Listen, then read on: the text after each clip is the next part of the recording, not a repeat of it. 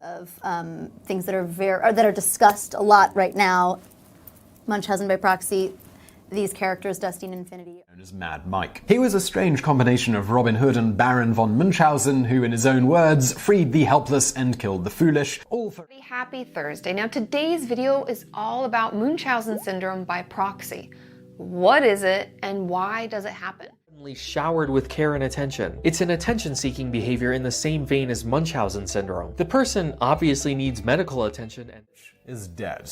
It turns out that Dee Dee Blanchard was experiencing Munchausen syndrome, which is when a parent gets pleasure from pretending that their child is... Dee Dee has Munchausen's by proxy, and it's the story. Our episodes cover the period in her life where Gypsy... People fake illnesses. I think it's called Munchausen Syndrome, if I'm saying that correctly. And that's when we kind of fake being sick for attention.